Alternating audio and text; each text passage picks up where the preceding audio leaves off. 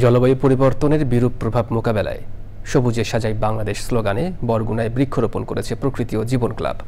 পাথরঘাটার Nurul Islam Khan residential public স্কুলে শিক্ষার্থীদের মাঝে গাছের চারা বিতরণ করা হয়। পরিবেশের ভারসাম্য রক্ষার পাশাপাশি প্রাকৃতিক দুর্যোগ রোধে সবুজ বেষ্টনী গড়তে প্রকৃতি ও জীবন ক্লাবের মহতী উদ্যোগের প্রশংসা করেন বিশিষ্টজনরা। বরগুনা থেকে মোহাম্মদ হাসানুর রহমান সন্টুর তথ্য ভিডিও চিত্রে আফরোজা হাসির রিপোর্ট। জলবায়ু পরিবর্তনের বিরূপ প্রভাবে ঝড়, জলোচ্ছ্বাস, জলাবদ্ধতা সহ প্রাকৃতিক দুর্যোগে বিপর্যস্ত উপকূলীয় অঞ্চল বরগুনা। প্রতি বছরই বাড়ছে জলবায়ু উদ্বাস্তুর সংখ্যা। প্রাকৃতিক ভারসাম্য নষ্টের পাশাপাশি হুমকিতে পুরো জীববৈচিত্র্য। পরিস্থিতি উত্তরণে জেলার বিভিন্ন শিক্ষা প্রতিষ্ঠান ও সড়কের পাশে বৃক্ষরোপণ ও বিতরণ করছে প্রকৃতি ও জীবন ক্লাব। সবুজে সাজাই বাংলাদেশ এই প্রতিপাদ্যে বরগুনায় প্রকৃতি জীবন ক্লাব বৃক্ষরোপণ কর্মসূচি পালন করেছে। নানা ধরনের বৃক্ষ চারপাশে সবুজের যে সমারোহ, সেইখানে যেই মানুষটি বেড়ে ওঠে, বিশেষ করে গ্রাম অঞ্চলে, তাদের কিন্তু মানসিক স্বাস্থ্য অনেক ভালো থাকে। পাশাপাশি তারা কিন্তু একটা নির্মল পরিবেশে বড় হয়।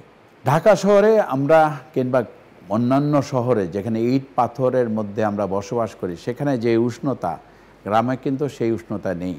একটি কারণ গাছ এবং নির্মল বাতাস।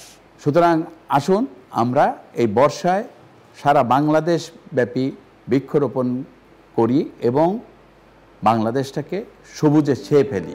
গাছের চারা উপহার পেয়ে পরিবেশ সুরক্ষার প্রত্যয় জানান শিক্ষার্থীরা। আমরা নিজেদের জন্মদিনে একটি করে গাছ লাগাবো এবং আমাদের বন্ধুদের জন্মদিনে একটি করে গাছ উপহার দেব। বিদ্যালয়ে একটি সুন্দর একটি মনোরম ফুলের বাগান করব। প্রকৃতি ও জীবন ক্লাবের উদ্যোগে বৃক্ষরোপণ কর্মসূচিকে আমি স্বাগত জানাই। পরিবেশের ভারসাম্য রক্ষায় সবুজায়নে প্রকৃতি ও জীবন ক্লাবের উদ্যোগকে অনুকরণীয় বলছেন বিশিষ্টজনরা। যে কোনো প্রতিষ্ঠানে আমরা গাছে গাছে একদম গাছ লাগিয়ে পুরো পরিবেশটাকে, পুরো স্কুল পরিবেশটাকে পরিপূর্ণ করে দেব। সারা পৃথিবী গাছে গাছে অক্সিজেন ছড়িয়ে যাবে, এই আশাবাদ ব্যক্ত করতেছি। এই গাছ যাতে সুরক্ষা হয়, যে সংশ্লিষ্ট যে সমস্ত জায়গায় লাগানো হচ্ছে তারা যেন এটা রক্ষা করে।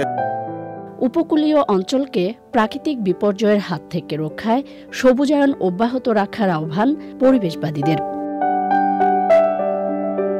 আফরোজা হাসি, প্রকৃতি ও জীবন ডেস্ক, চ্যানেল আই।